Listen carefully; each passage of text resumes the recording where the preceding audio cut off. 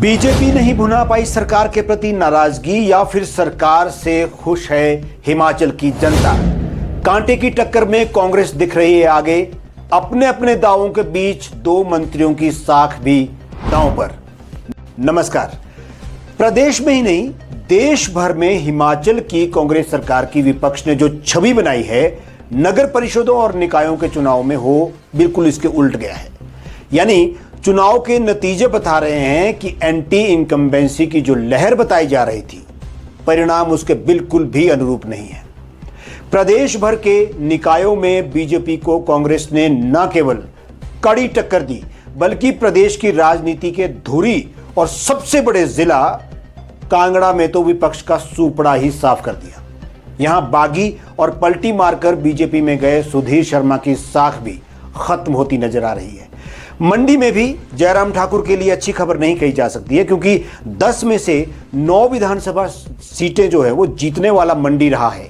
अब वहां पे कांग्रेस की जद में इस बार ये मंडी था इन नगर परिषद निकायों के चुनाव में और परिणाम भी लगभग वैसे ही नजर आ रहे हैं। अब इसका दूसरा एंगल देखते हैं।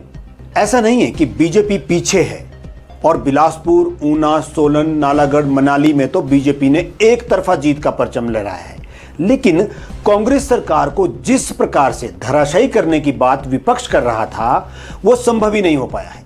कांगड़ा की फतेह आधे हिमाचल की फतेह मानी जाती है और अभी तक के परिणामों में सीएम सुक्खू का कद बढ़ता नजर आया है, विशेषकर जब कांगड़ा की हम बात करते हैं। देहरा में 20 सालों बाद कांग्रेस आगे हुई। 3.5 साल बाद कांग्रेस के प्रति जो नाराजगी कही जाती रही है वो इन चुनावों में तो बिल्कुल नजर नहीं आई। इसके उलट बीजेपी के लिए जो लहर बताई गई थी वो हकीकत में दिखी ही नहीं। एक कंपटीशन था और अगर हम ये भी कहें कि कोई ऊपर नीचे ना कहे कि बराबर भी कहे तो भी ये बीजेपी के लिए अच्छी बात नहीं है। लेकिन सबसे हैरानी करने वाली बात जो है वो ये रही कि चर्चा में रहने वाले मंत्री विक्रमादित्य सिंह को अपनी विधानसभा क्षेत्र शिमला ग्रामीण में और अपने गृह क्षेत्र रामपुर में हार का सामना करना पड़ा है। वहां बीजेपी जीती है। शिमला ग्रामीण की सुन्नी में बीजेपी की जीत और रामपुर में विजय पताका फैलाकर बीजेपी ने मंत्री विक्रमादित्य सिंह की पारी को धक्का तो लगा दिया है। एक और मंत्री की बात कर लेते हैं। रोहित ठाकुर अपने घर में चुनाव हार गए। इससे उनका राजनीतिक कद प्रभावित तो होगा ही और कौन नहीं जानता कि रोहित ठाकुर और मंत्री विक्रमादित्य सिंह के मुख्यमंत्री के साथ चल रही तल्खियां उनके लिए जले पर नमक के समान होगी।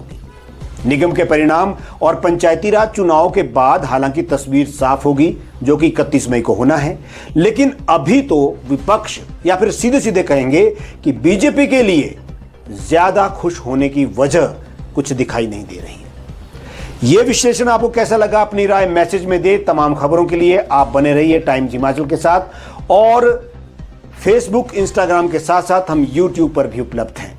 हमारे वेब पोर्टल पर भी आप अपडेट कर सकते हैं। टाइप करें www.timeshimachal.com। नमस्कार।